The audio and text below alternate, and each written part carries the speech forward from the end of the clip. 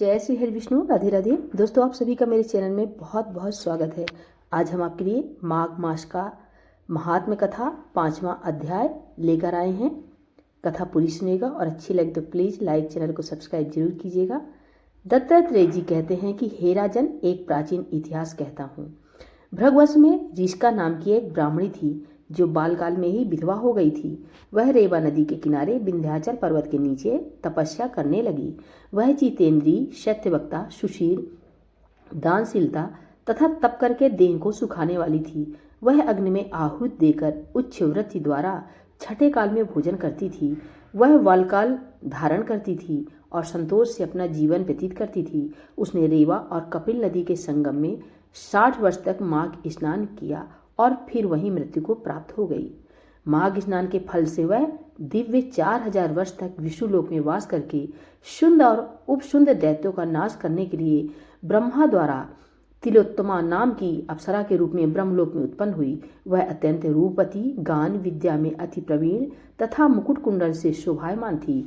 उसका रूप, यौवन और सौंदर्य देखकर ब्रह्मा भी चकित हो गए।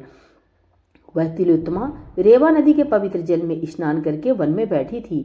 तब शुंड व उपशुंड के सैनिकों ने चंद्रमा के समान उस रूपवती को देखकर अपने राजा शुंड और उपशुंड से उसके रूप की शोभा का वर्णन किया और कहने लगे, हे कामदेव को लज्जित करने वाली ऐसी परम सुंदरी स्त्री हमने कभी नहीं देखी। आप भी चलकर देखें। तब वह दोनों मदिरा के पात्र रखकर वहां पर आए जहां पर वह सुंदरी बैठी हुई थी और मदिरा के पान विहल होकर काम कीड़ा से पीड़ित हुए और दोनों ही आपस में उस स्त्री रत्न को प्राप्त करने के लिए विवादग्रस्त हुए और फिर आपस में युद्ध करते हुए वहीं समाप्त हो गई। उन दोनों को मरा हुआ देखकर उनके सैनिकों ने बड़ा कोलाहल मचाया और तब तिलोत्तमा काल रात्रि के समान उनको पर्वत से गिराती हुई 10 दिशाओं को प्रकाशमान करती हुई आकाश में चली गई और देव कार्य सिद्ध करके ब्रह्मा के सामने आई। तो ब्रह्मा जी ने प्रसन्नता से कहा कि हे चंद्रवती, मैंने तुमको सूर्य के रथ पर स्थान दिया। जब तक आकाश में सूर्य स्थित है, नाना प्रकार के भोगों को भोगो। सो हे राजन, वह ब्राह्मणी अब भी सूर्य के रथ पर माघ मास स्नान के उत्तम भोगों को भोग रही है।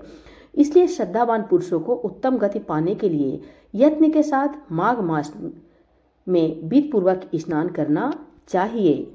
इति कथा समाप्तम। बोलिए भगवान विष्णु की जय। माघ मास महात्म्य की जय।